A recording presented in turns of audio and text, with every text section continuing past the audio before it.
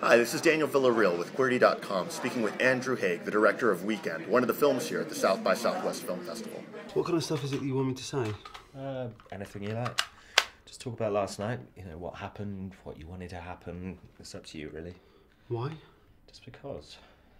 It's for an art project. Yeah. And you're just going to lie there and record me speaking? Exactly. And people can listen to it? If you make the grade, yeah. So what was the inspiration for the story, starting off? We've all seen so many gay-themed films that are all about the same thing, pretty much. Which is? Coming out, dealing with really awful homophobia, the big issues, I suppose. And I wanted to do something that was not about those massive big issues, but just what it's like to be gay and living on a day-to-day basis. And then I just wanted to tell it as a love story, I suppose, which I hope would also be universal. I sometimes wondered, is this a script or are these people just ad-libbing? Yeah, it was completely scripted. I mean, the idea was to make it feel as natural as possible, and we certainly shot it in a documentary style. When I see a lot of other films about gay people, it never feels authentic to me. It never feels like a realistic depiction of what it's like to be gay. Just for the normal guy, not guys that hang out in clubs all the time. Right.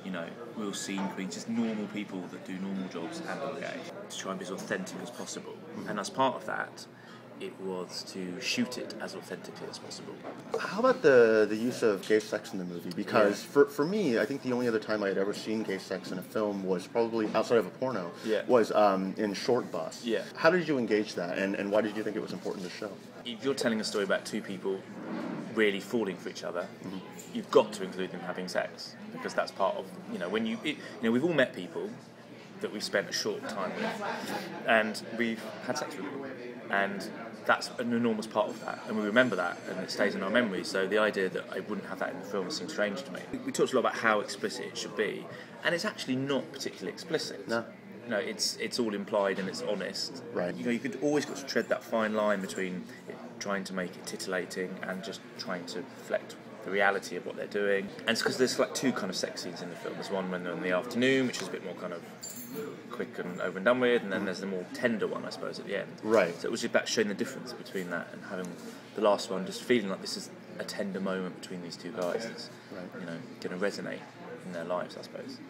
I'm wondering what you think about the film, or if you think about any aspects of the film as being distinctly British as opposed to, say, an American creation, or just anything that typifies it in that way, besides the actors or the location. The thing is, I think it's probably more American than it is British. Really? In a way. People don't really make films like that in Britain anyway. There's hardly any start with gay-themed films made in Britain. Right. The last one I remember was the not only Beautiful Thing, but there was another one like called Get Real or something. Yeah, and that's ages ago. Yeah, like 10 years ago. I talked to an older gay man who's a Stonewall survivor. Yeah. And he was like, wow, it's one of the most kind of special and great representations of homosexuality I've seen on film thus far. And then I thought about some of the older gay films that I've seen about coming out and all that. Sure. And those seem to be very sort of pointed and arch, using things like Mama Cass and Camp, and they started to treat everything like some sort of grand heroic struggle. Yes. Whereas this seemed to be very much more about kind of characters with insecurities that are just trying to sort of work those out. I'm wondering if you think that, such kind of artistic homosexual films end up getting relegated to, say, like a gay ghetto or an art house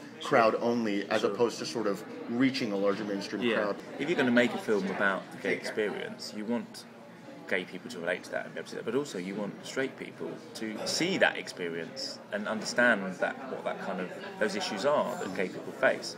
So I wanted it to be kind of more universal, and also to me, it's not just about being gay. It is just about these two guys trying to fit in to the world. So hopefully it has a wider kind of resonance, but it's hard. I mean, we're experiencing that here, for example. You have a gay-themed film, lots of straight people are going to be like, I don't see that. Right. That's the gay one. Right.